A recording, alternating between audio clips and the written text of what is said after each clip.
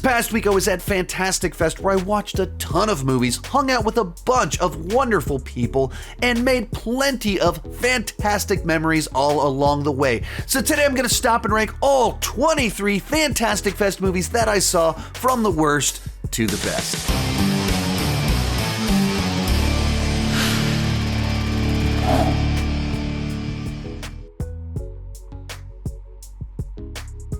Fantastic Fest is a genre film festival, and that means there's a lot of horror, sci-fi, foreign films, niche films, weird films. That's what it's all about.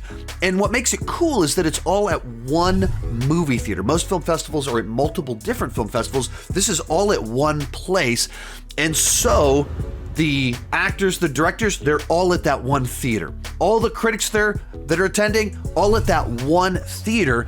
And so it's just great for getting to meet other movie lovers, meet some filmmakers, and just have an awesome week. Like Scott Derrickson, the director of Doctor Strange Black Phone, he's just attended the last 3 years, the whole festival. He's just standing outside. He'll be seated in the row right in front of you. Mike Flanagan is regularly there. Elijah Wood is pretty much always there.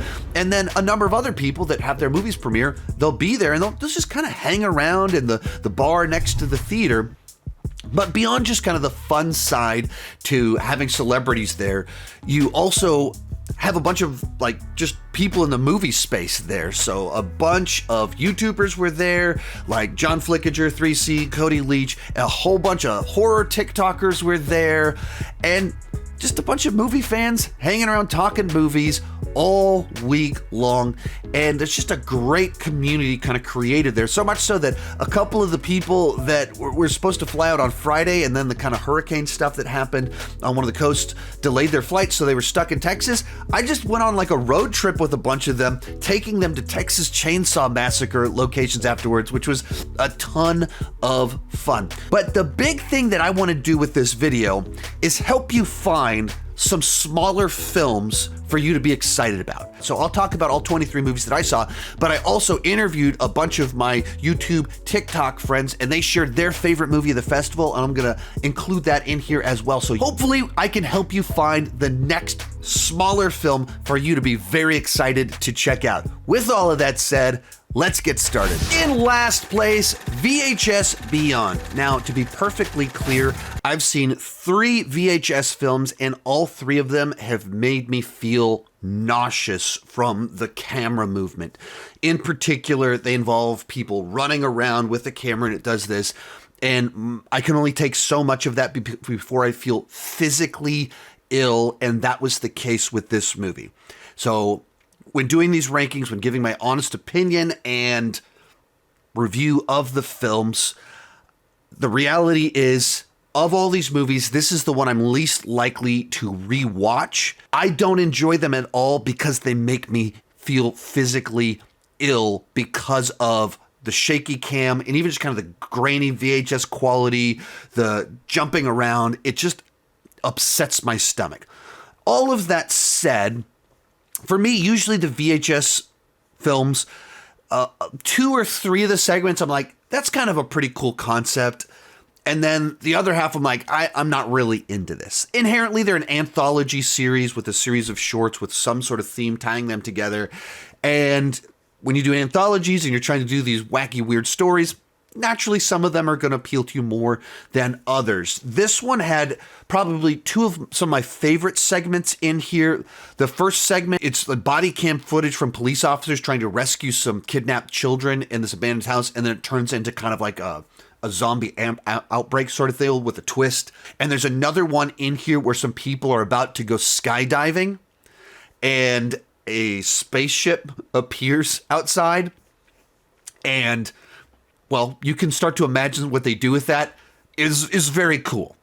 Very quickly made me feel sick to my stomach, so I literally had to stop watching for the back half of it. And some of the other ones are just kind of pretty forgettable for me, or there's an interesting idea, but maybe it's a little bit too slow.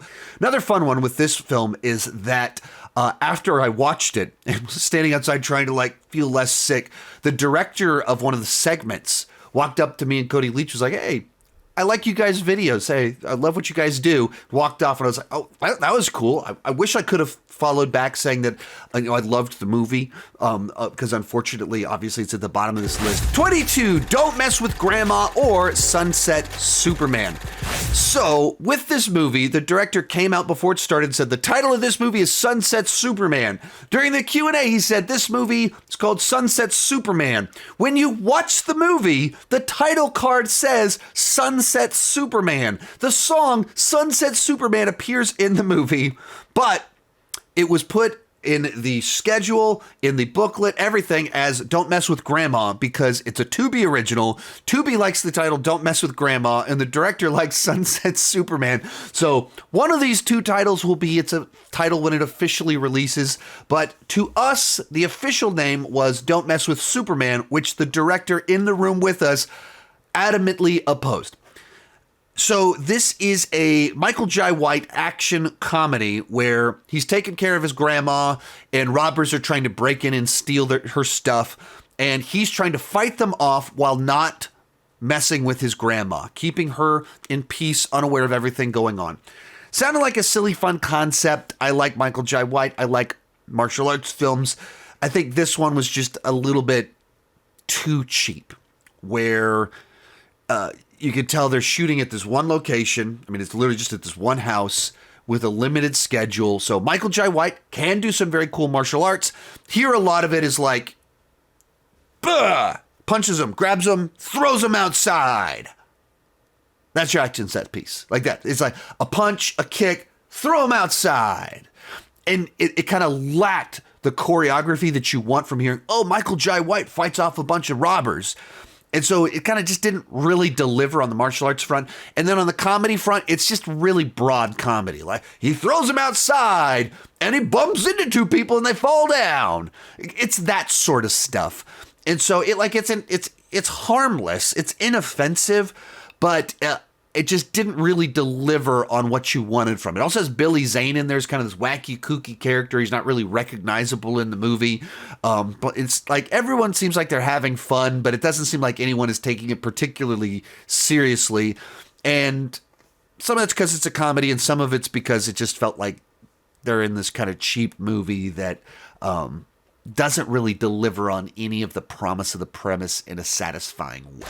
21, Baby Assassins, Nice Day. Now, this is the third or fourth Baby Assassins movie. I haven't seen the previous two. I wanted to. They played at Fantastic Fest, but they always lined up with some other movie that I wanted to see. And that was actually true this year as well, that my intention was to see The Secret screening number 3, which turned out to be Heretic, which I was very excited to see, and I didn't get into it. So this time, instead of seeing the movie that probably would have made it into my top 5, maybe top 3, maybe my number 1, I saw this movie. And anytime you're watching a movie, you have to kind of give that context. I didn't want to watch this movie. I wanted to be watching the other movie.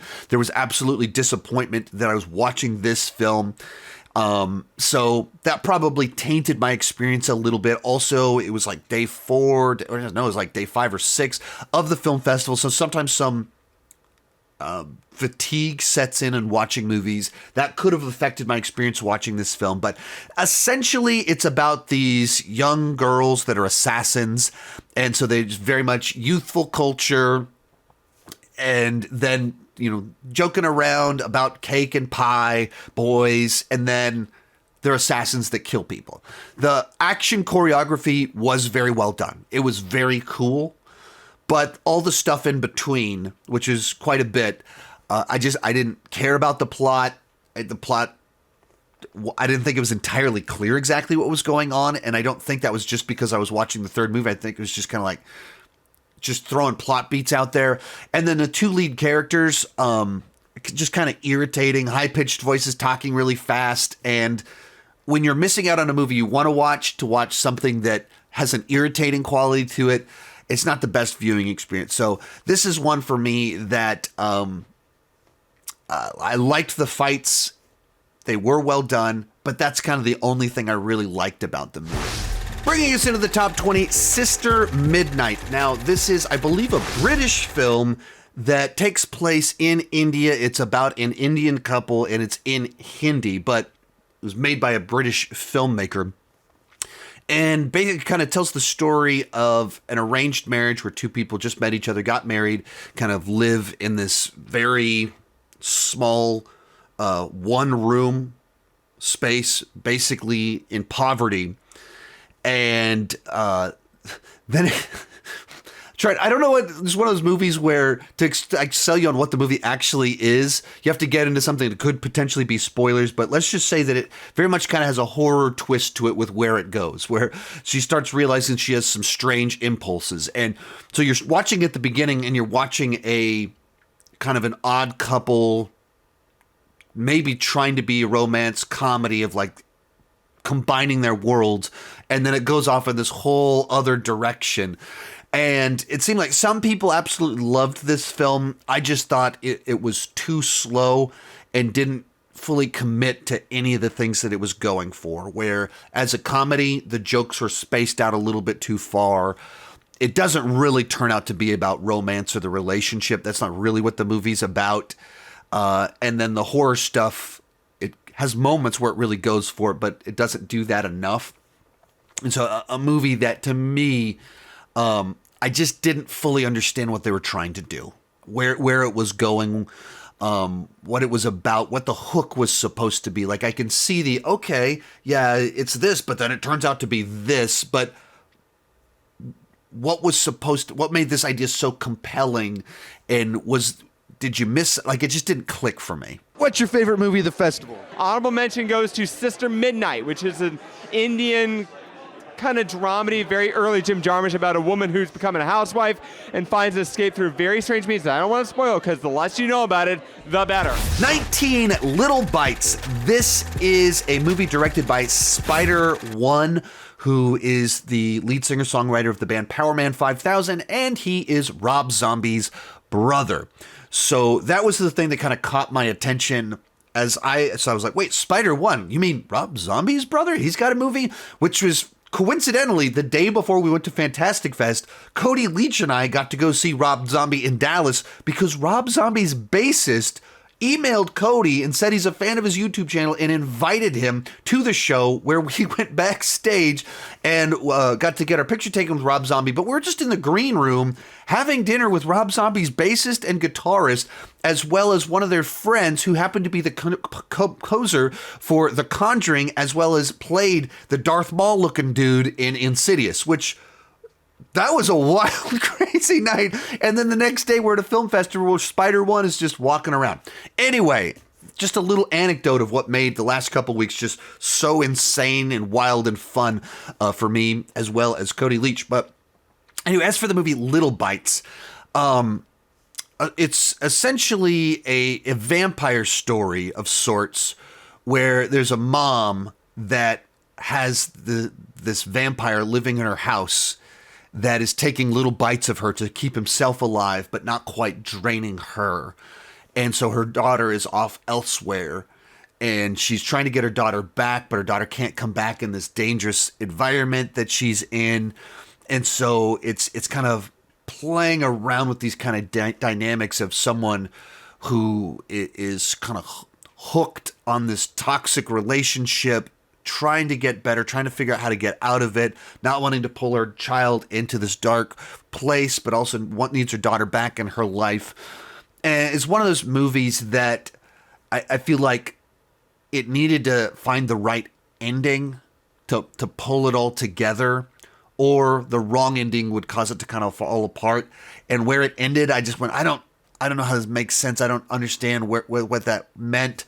And by the end, it was like, I don't even understand what kind of drew the mother into this situation, that she stayed the way that she did. I just don't, once again, get what you were going for. It's a very slow film that's kind of all about the performances and the vampire creature design. The basement is really well done. There's moments that were effective, but the film overall, I just thought was too slow and didn't have the right note to end on to fully win me over. 18, Creep Tapes. Now, this is not a movie. This is 3 episodes of the Creep TV show. This is a follow-up to the Mark Duplass Creep movies from the last decade. I have not seen the Creep movies, and given that, if I'd known I was going in to watch, I wouldn't have selected to watch Creep Tapes. Had I known what I was going in to watch. This was the 5th secret screening, so I went in not knowing what I was going to watch, hoping, fingers crossed, for like Wolfman, Nosferatu, something like that, maybe Smile 2, and it turned out to be 3 episodes of a TV show that's a follow-up to 2 movies that I have not seen. So I was pretty disappointed by that, in particular because one of the staples of the franchise is Peach Fuzz, who like wears this wolf mask. So they introduced the movie by having Mark Duplass walk out with a wolf mask on. So I'm thinking to myself, what if it's Wolfman? What if it's Wolfman? And then a guy walks out in a wolf mask and literally like turned to Cody Leach next to me and wrote, is it going to be Wolfman? And it wasn't. It was Creep. Oh. We're so happy to have Mark Duplass and Patrick Bryce here to present 3 episodes of the Creep Tapes. Which, if you have seen Creep, I guess Peach Fuzz, you would recognize the mask and know where it was heading.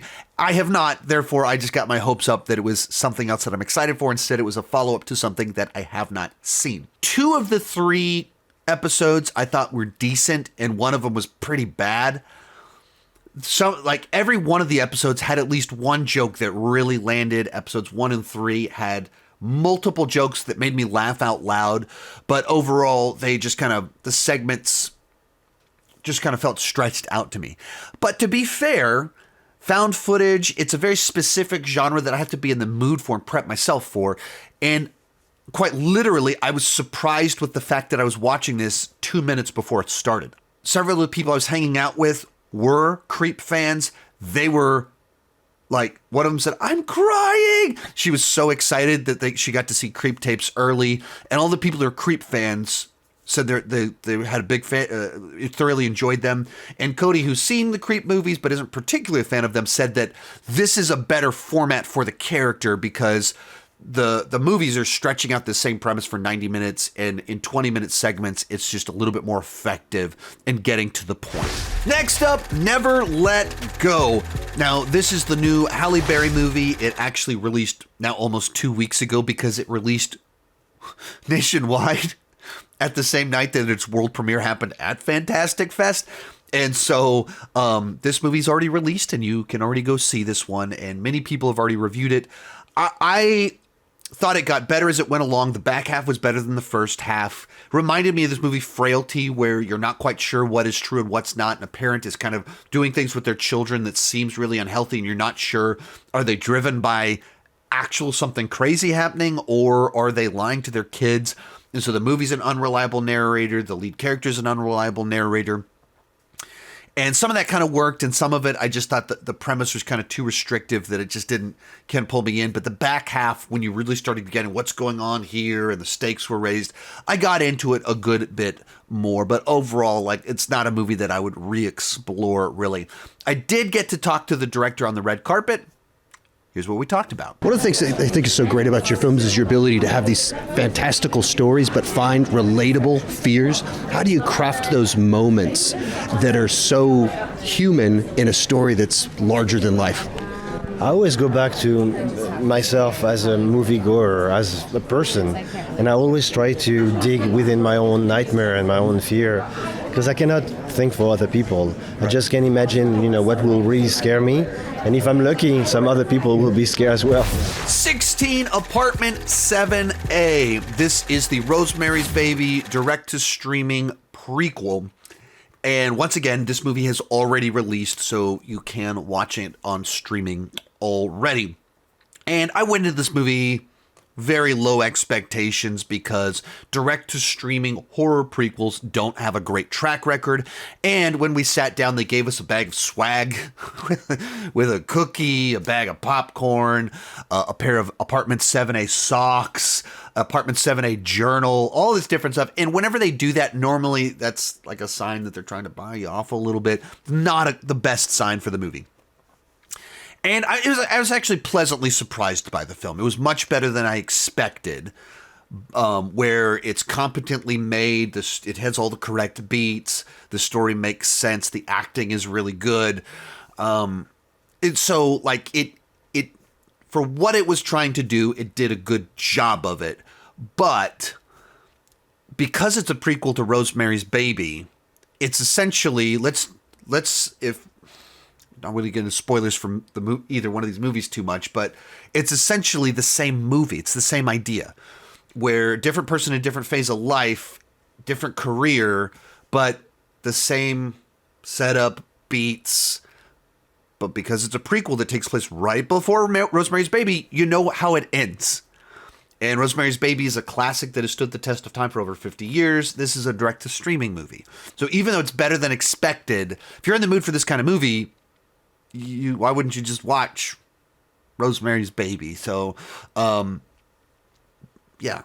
it's not a train wreck by any means. It's well made. I just don't know that it has anything distinct, doesn't have its own flavor, anything like that. Then we have The Apprentice. This is a Donald Trump biopic. Concept of the film, the idea of The Apprentice, is that Donald Trump, when he was young, was a decent enough guy with a jerk of a dad, and then he was mentored by this lawyer whose last name is Cohen. Apparently in New York City, everybody knows who this guy is. I'm in Texas. I'm not really familiar with him, but R. Cohen, this very famous lawyer, mentored Donald Trump, and thus Donald Trump was the apprentice to this guy, and it is his villain origin story.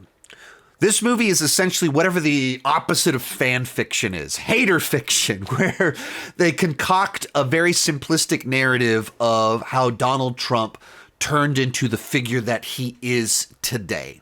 When Donald Trump is running for president, they decide to release a movie about him 3 weeks before the election that the lead actor describes as an American horror story, and it's functionally a supervillain origin story talking about who turned him into this monster. It's pretty clear what the filmmakers' agendas were with this film. That doesn't mean it's bad. It doesn't mean it's poorly made. It doesn't mean it's not entertaining. But I do think that when your grid for storytelling, your grid for selection and emphasis, your grid for concocting your through line for someone's life is to try and make them look bad right before an election, it doesn't have a full air of truth to it. You can feel the agenda all throughout the movie as you're watching it. Now, all that said, by the back 40% of the movie, he starts very much to become the Donald Trump that we know. And at times it's eerie how good his impression was, and some of the bits, they can be very amusing and funny at times. And one of the things I really appreciated is that they mimic the style of camera work from different decades. There's a lot of segments that are like news segments, broadcasts, television interviews, and they copy the style of them even when they kind of do some montages through time. The way that they demonstrated the time periods I thought was very effective. So there's quite a bit in here that was well done. And as much as they made it to kind of, obviously have to make Donald Trump look bad right before an election, it's the kind of a film that I think would mostly backfire, because it's the people that are going to love this movie already hate Donald Trump. The people that love Donald Trump are just going to view it as propaganda. And people in the middle, I think, they're undecided, can go either. They tend to be annoyed by propaganda pieces. 14, The Rule of Jenny Penn. This was the first movie that I saw at the film festival, and another one where I got to work the red carpet. We'll share the little clip from that at the end of this. And essentially it's about Jeffrey Rush, who is a very harsh judge who has a stroke and is slowly kind of losing his faculties. And he's in this assisted living place where he's kind of humiliated by all of it, and still has his wits about him, and just hates that this is what his life has turned into. And while he's there, he realized there's a psycho there tormenting him and the other patients, played by John Lithgow. And John Lithgow has a puppet named Jenny Penn on his hand that he uses to torment the people, and slowly the judge realizes that this guy is a psycho that's actually killing people. So despite that he's slowly losing his ability to move, control his body, and even his connection to reality, he's trying to stop this person, where he burns all these bridges at the beginning by being so difficult so people naturally don't believe him. And then he's phasing in and out of kind of reality with these strokes and stuff that he's having. I'm just naturally drawn towards any movies that are able to kind of put you in the mindset of a person with cognitive impairments, whether like Memento, where the movie's told backwards to match the symptoms of the character. And this one does that a little bit with this judge that is slowly losing some of that. And I thought some of that was really effective. Our two lead performances are great. John Lithgow is fantastic at playing psychos, and Jeffrey Rush is another just great talent. And he just has all these eloquent insults where he's just this really smart, cranky guy in a situation that brings out all of his crankiness. And so that character I really enjoyed. Apparently this was based off of a short story, and I think you can feel that, where there just wasn't quite enough there to justify a full movie's runtime.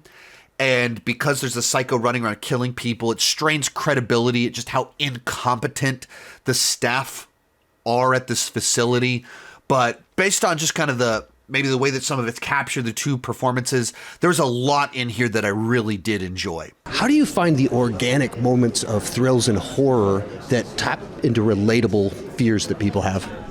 Yeah, it's a good question. To be honest, I think it's probably Eli and I, the way we work is we will quite naturally sort of gravitate to one character in a story and kind of embody them quite a bit in our writing process. So I don't read into what I'm saying, but I always seem to end up as the sadist in these things, and Eli the slightly more, likable character. And then it's just a case, because we both come from an acting background originally, it's more of a case of going, well, what if we, walk in the shoes of the characters as an actor, and then draw your own experiences. And generally, if I make Eli cry or he makes me laugh, we know we've found something good. Awesome. Thank you. Then we have Gazer. This is a micro-budget noir, once again about someone that kind of has some cognitive impairment, about a young mother who basically has a form of dementia where she struggles to tell the passage of time, where she can sort of zone out for windows of time and not realize minutes have passed, and she thinks seconds have passed. And she witnesses a crime take place and kind of gets swept up into this kind of murder investigative mystery where she's trying to get out of it, figure out what happened, what did she miss, while trying to support her daughter, leave her daughter some money, as she's probably going to have to go into an assisted living facility. Even as I said that, I didn't realize that I'd put these right next to each other, and they're wildly, wildly different films. So it's a film that, for a number of different reasons, reminded me of early Nolan, but on a kind of a plot level, maybe more Memento, and on stylistically The Following, which was another micro-budget film. This is very extraordinarily low-budget film, self-financed. The director, writer literally took out debt to make this film. On an aesthetic level, they were clearly kind of going for an early Scorsese vibe as best of they could, in particular with the score. Just felt pulled straight out of the 70s with the melody and the instrumentation. And, I'm referencing Scorsese, Taxi Driver, Nolan. It's not on their level. I don't mean to, obviously it's only number 13 on this list, but like Nolan's Following, this feels like a demo tape for possibly a potentially interesting career. No, I'm not predicting that this is the next Nolan. That's not what I'm saying. I didn't love it, but it certainly caught my attention. We go, oh, I wonder what else they're going to be able to do. Number 12, Mr. Crockett. This was the closing night film, and it is a Hulu original film that will come out in a couple of weeks. And essentially, it is a horror film where basically if you combined Mr. Rogers, Pee Wee Herman with Freddy Krueger. I'll be there to protect you in a heartbeat. If you had this kind of old school children's television program, except he came out of the TV and killed bad parents.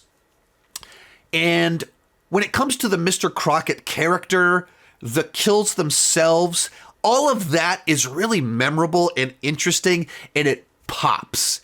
It has that kind of like standout quality to it. There's even like a little theme song that is perfectly bad. It's so catchy, but just off enough that it sticks in your mind. The way that some of the kills take place with like a evil chair and stuff, like, it's wild as can be, and memorable and interesting. I don't feel that they figured out how to keep that going for the runtime of the movie. Like, as a short about what if this evil Mr. Rogers came to life and killed parents and then took the kids, as a short, I think it would be a great short to be like, oh, that was a fun short. And they didn't know how to convert that into a full 90-minute movie. Or maybe, like, some other people described it as, I think they needed to do a couple more passes on the script.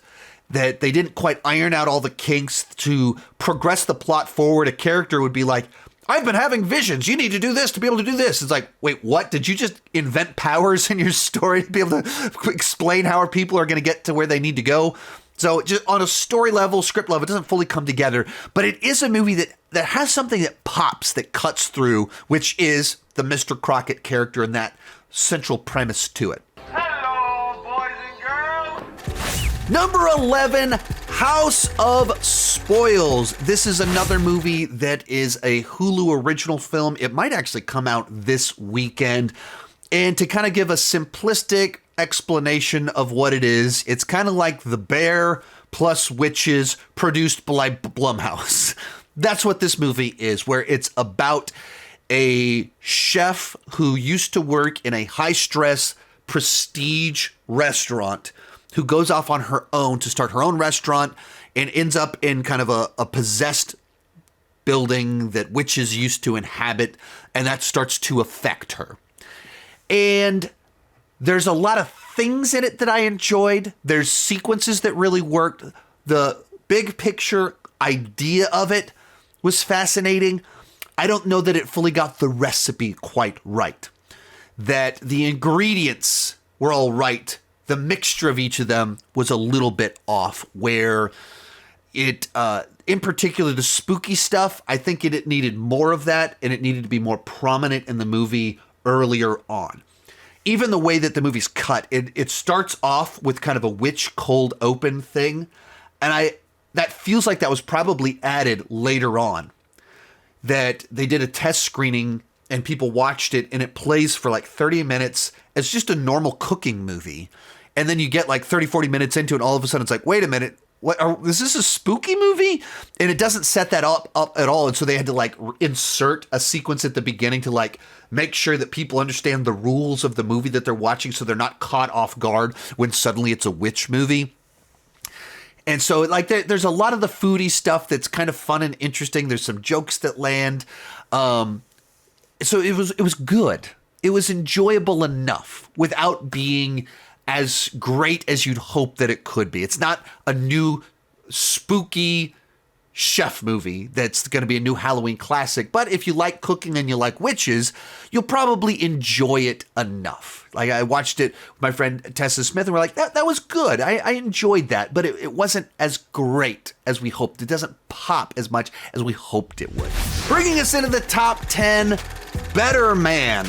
This was another secret screening, one where I sat down, I didn't know what I was about to watch, and then they said, you are watching Better Man, and I went, I have no idea what that is. And then they said, it's a musical biopic about Robbie Williams. And I'm aware of the name Robbie Williams. I don't know his music. I'm not familiar with his career. And even having watched this entire movie, I did not recognize one song in the movie. And then they go, yeah, it's a Robbie Williams musical biopic where Robbie Williams is played by a CGI monkey. What? And that's what this movie is. It's basically a Robbie Williams musical biopic starring Caesar the Ape.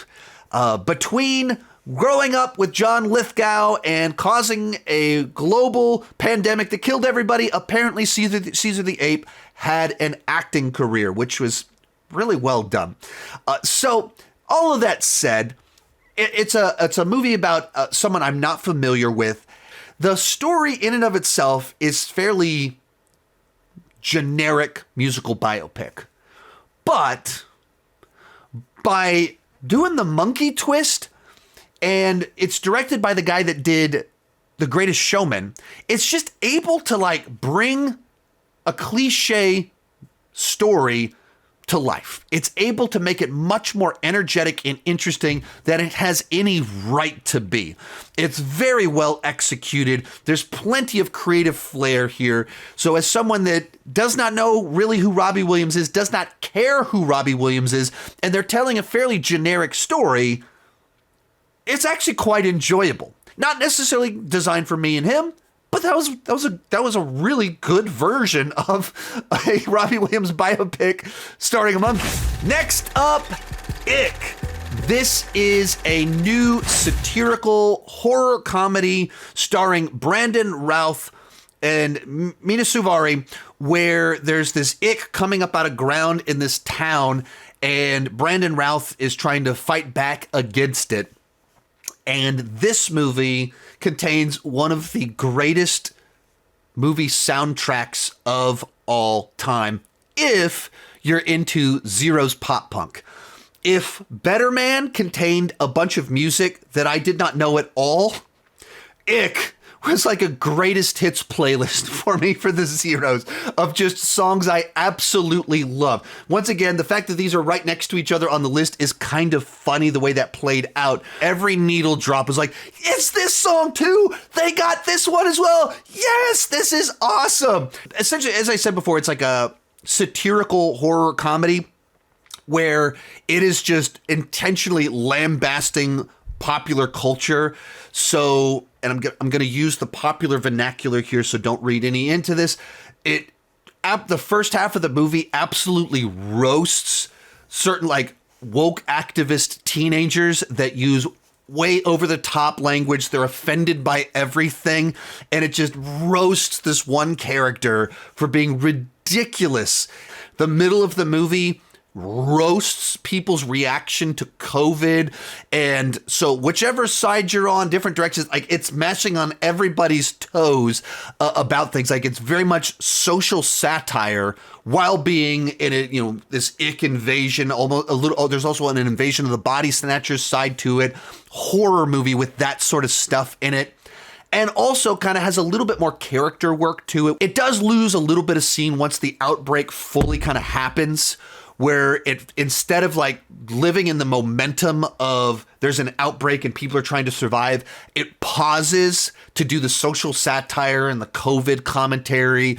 And it feels like the movie slams on its brakes in order to roast over the top reactions to people to COVID and how people refuse to do any sort of protocols at all. And so it didn't fully work for me. It is a lot of fun. The soundtrack is great. And when it works, it really works. Number 8, Night Call. To be perfectly clear, the rest of the films on this list, I thought were very good.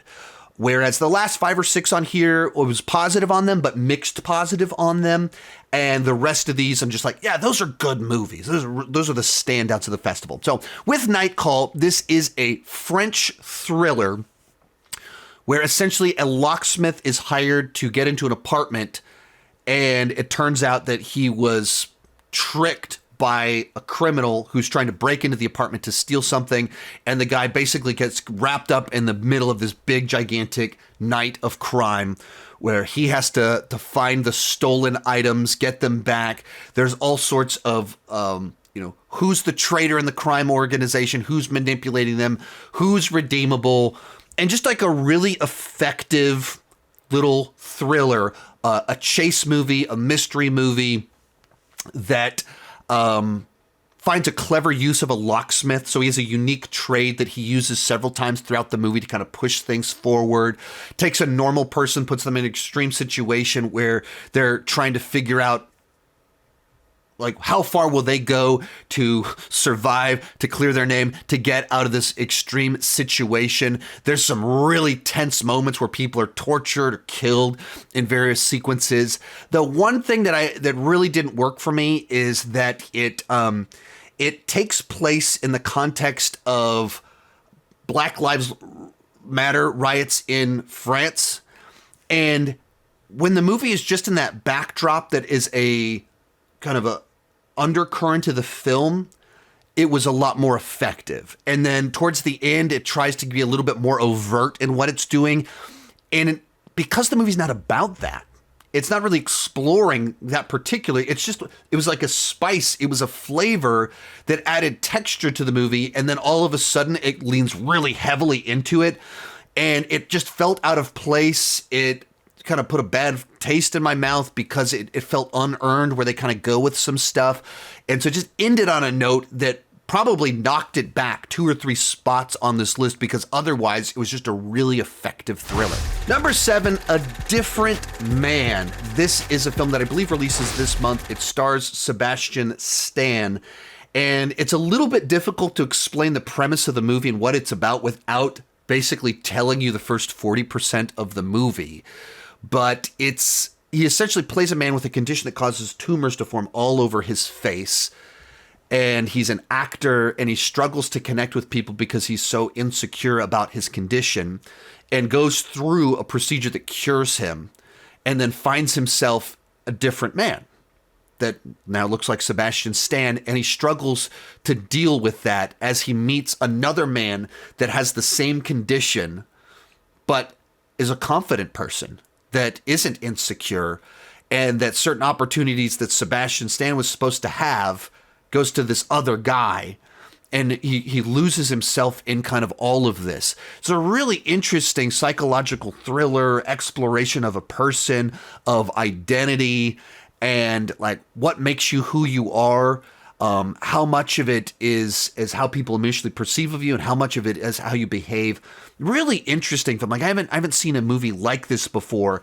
And the guy that plays the man that appears in the back half of the film that also has the condition is an actor that has the real condition that Sebastian Stan's character had. Like he this is the way he really looks. And so it's just a kind of a fascinating exploration of things that, like I said, I haven't seen a movie like that before. Then we have Strange Harvest, Occult Murder in the Inland Empire, which is a very long title. Now, I went into this movie with people describing it as a found footage film, which I don't think that's not the proper description of the film. It's a pseudo-documentary where it presents itself as a documentary about a string of murders from a serial killer that was interested in the occult from 10, 15 years ago, but the events never actually took place. So it's much more pseudo-documentary. It reminded me more of, stylistically, of films like Missing, where it's kind of using kind of technology to tell a story, where in this one, there's two lead actors in it who are being interviewed. They're the lead investigators. They're being interviewed. And then the rest of it, it's like fake news footage, fake body cam footage, fake footage of people like filming the sky and stuff like that. And I haven't seen a movie like this before. Just a really creative, interesting way to tell a story that is using a different communication technique, a different bag of tricks to tell a story. For me, it was very effective. The first 10, 15 minutes, I was like, okay, I get it. It's a pseudo-documentary. And the longer it went along, the more I got invested in it. And by the end of it, I was like, oh no, are they going to be able to save this person in time? Are they going to be able to save the day? Will the occultist murderer be successful in their cultic rituals? Like, oh no, what's going to happen? It's like, oh, you did it. Like, you got me invested in fake characters. You got me to buy into the reality of your story. And afterwards, a number of the people that I was there with talking with them said things like, "Oh, it took me way too long to realize it wasn't an actual documentary." So it's so well done that you really feel like you're watching a documentary about events that never took place.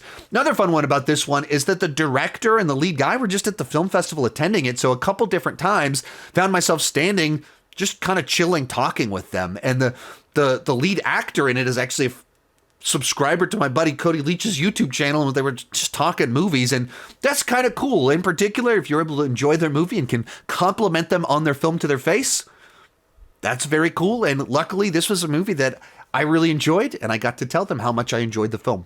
Real quick before we move into the top 5, while I was able to watch 22 movies and 3 episodes of a TV show at Fantastic Fest, like 90 movies played at the festival.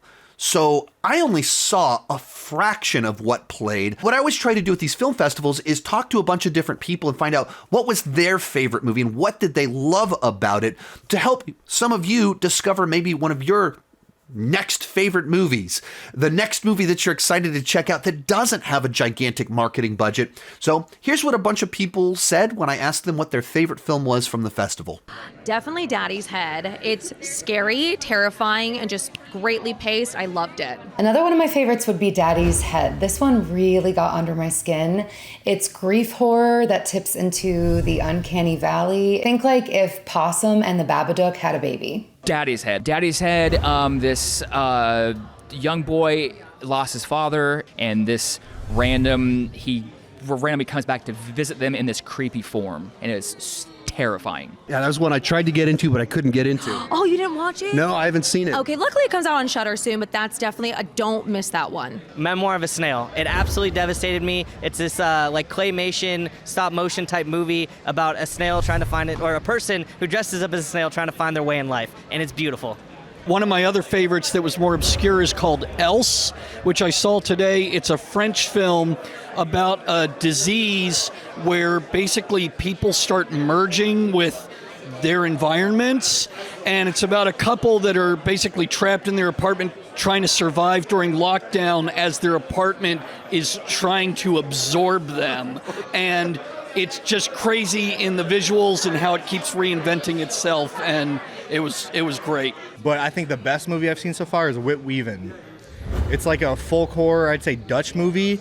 It's only an hour long, and I want this to get more recognition because that went super hard. Did you see Wit Weavin' yet? I don't even know what you're talking about. Dude, it's my favorite. I think it's the best movie of the festival so far. So my favorite horror film of the festival was Wit Weavin'. I'm a huge fan of witches, and I love the movie The Witch by Robert Eggers, and this one honestly surpassed that. I didn't think that was possible. So Wit Weavin', which is a Dutch folk horror movie, it's like 60 minutes long. It's not a slow burn though, it's like really fast paced, and there's great practical effects.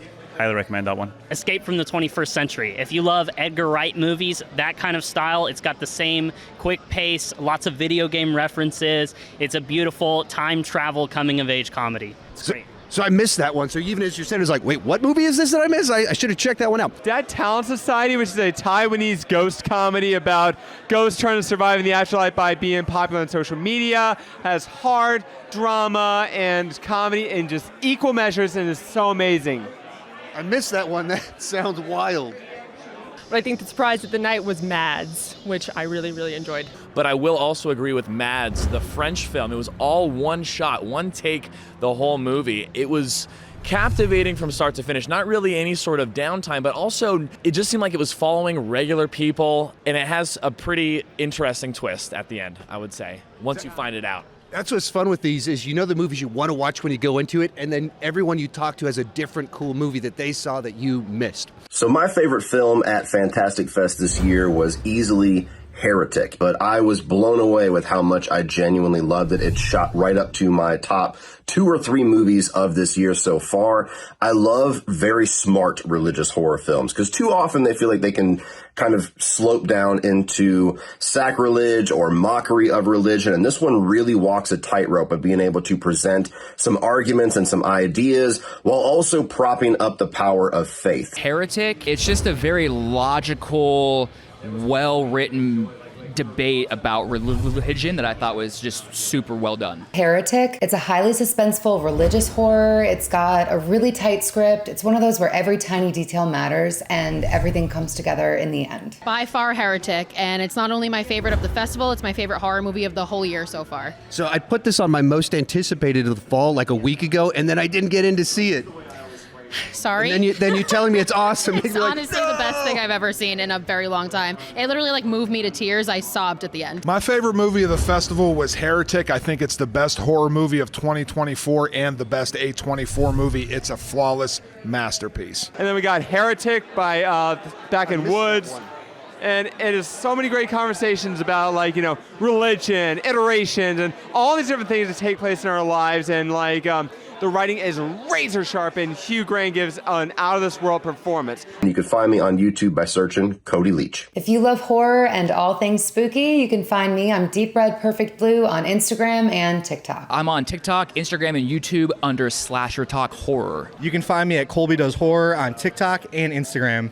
Brian Fears Ghosts on all platforms. Room for Scream on all platforms. Horror with Morgan on TikTok and Instagram. Horror Chronicles on TikTok and Instagram. I'm Chuck. I'd love to be your movie guy. You can find me on TikTok. You can find me a part of the Cinefanatics with my brother, youtube.com/Cinefanatics. So you can find me on the internet as Training Tall. I make fitness videos, and I try to make fitness fun and accessible for everybody. My username is Carissa12. At According to Seth on all socials. You can find me at Peyton_JB on TikTok, Letterboxd, Twitter, and Instagram. Number 5, Saturday Night. This is the new Jason Reitman film, which is essentially chronicling the events that took place 90 minutes prior to the first air episode of Saturday Night Live going live.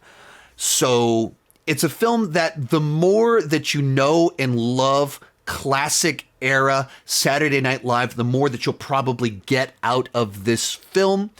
And I have a general knowledge of that. I've seen the first episode of Saturday Night Live. And because of that, I thought that this was like just a fascinating glimpse into the start of what has become this pop culture icon. Like it's just one of the most famous television shows of the last 50 years. Its 50th season just started.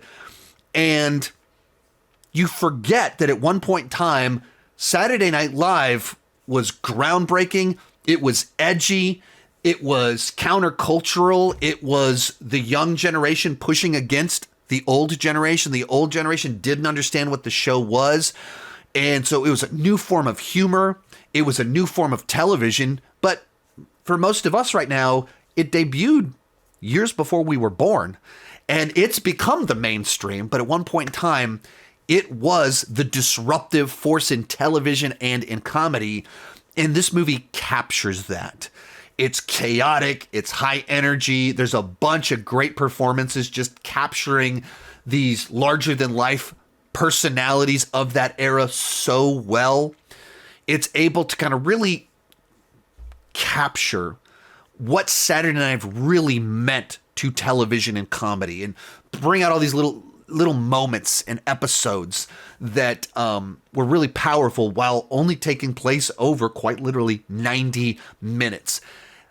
All that said, if you don't know classic era Saturday Night Live, the movie will probably largely go over your head. And they'll just drop a person's name and kind of move on and assume that you kind of know who they are or the dynamics of that's happening. And because it's covering 90 minutes of actual events that happened based on real interviews, it doesn't really have a clear narrative structure. It doesn't have a story in the traditional sense. There's a journey that we're on leading to, will this show go live or not? Will it succeed or not? There's conflict, but it's not a traditional story, and that it was about putting us in a time and a place that led to something so iconic, important, and influential. That's what this movie is. That's its appeal. Not so much like a clear story and character arcs. I would say my absolute favorite was the first secret screening, which was Saturday Night, the movie about Saturday Night Live being made. In fourth, Bone Lake. This is kind of a survival thriller that I heard people describe it as Your Next meets Speak No Evil except horny, which is a pretty good way to describe it.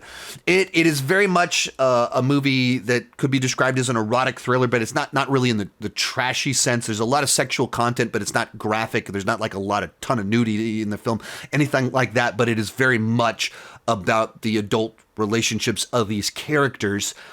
And the basic plot is that two couples go to this middle of nowhere Airbnb at Bone Lake. They both show up and they're like, oh crap, we're at the same place. I guess we'll share the place. And one of the couples keeps kind of being inappropriate in their discussion of sexuality and like hitting on the other couple, like crossing social etiquette and boundaries, very much sort of in the vein of Speak No Evil, except very much in a romantic sexual sense between these two couples. And so it's just very uncomfortable. It can be very funny. And then there's some mystery of what exactly is going on. Why is this happening? And as it goes along, it gets crazier and crazier and more violent. I love kind of these like tight survival thrillers. And so it was one of those. And then it had a nice sense of humor to it. It had a distinct style to it that kind of make you uncomfortable humor with people crossing social boundaries. I enjoy that in movies like this, so it was very effective for me. And I liked it. It was like an erotic thriller without just being trashy. And so, yeah, this is one of those surprises. Was not on my radar at all. I didn't watch it during its first showing. And people are like, oh man, you got to check out Bone Lake. It's this, it's plus this. Oh, I loved it. And so checked it out. Had a great time with it. So I want to give a special shout out to Bone Lake. That was one of my favorite films I watched. I really dug that one too. Yes, if you love campy thrillers, this is perfect. It's kind of like Speak No Evil in the sense that it's psychological warfare between two vacationing couples, but 200% more erotic because there's no kids in the movie. I loved Bone Lake. It does not have a release date yet, and I don't want to tell you anything about it, but put it on your radar. I thoroughly enjoyed that one too. In third, Terrifier 3. This was my most anticipated film of the festival, and I would say this movie did not disappoint. I got what I wanted out of this film. Of the Terrifier films, it has the most kills. Each kill is interesting, creative, and memorable. There's a lot of stuff where art uses props, some of them tying into the Christmas spirit and everything like that. It's not as playful of a film as number 2, but the Christmas spirit and the context is able to kind of flesh that out like in its own interesting ways. It's kind of a meaner film, which if you've seen the previous 2 films, this one being meaner, like, what does that mean that it's meaner?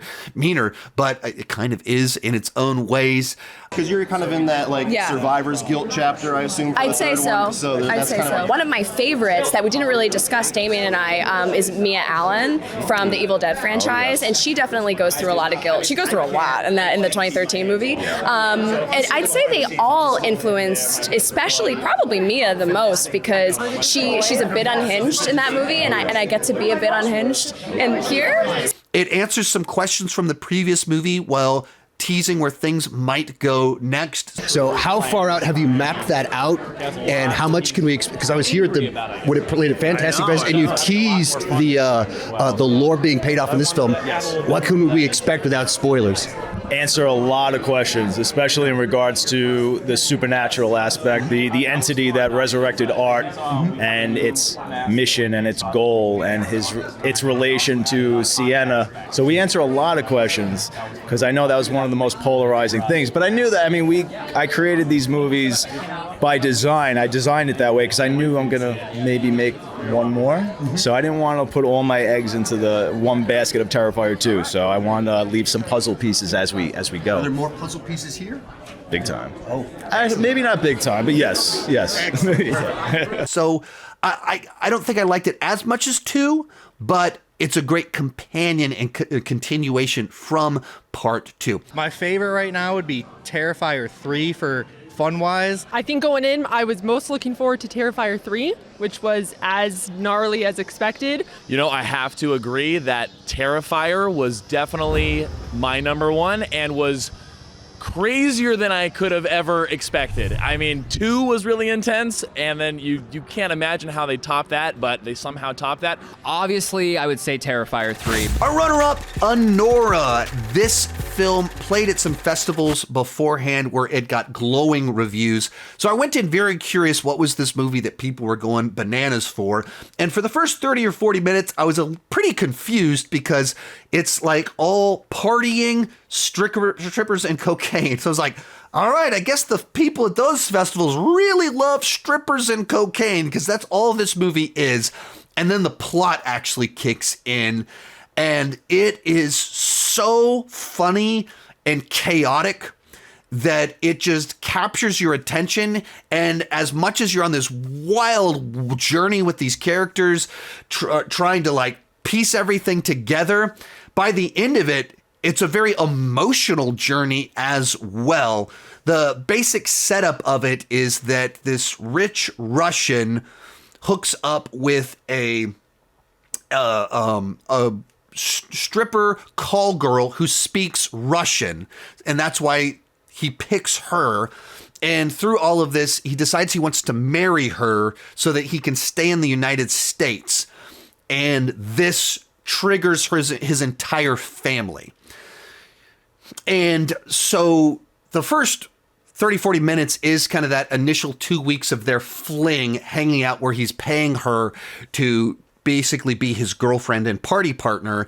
And then they get married, and the next hour and a half of the movie is the aftermath of that, of his family's reaction and the culture surrounding their reaction to it, trying to resolve this issue. And as soon as that kicks in, I was like hooked on this movie, just like it's so funny in unexpected ways. Like there's a joke that happens like 30 minutes into it. I was like, that was really funny.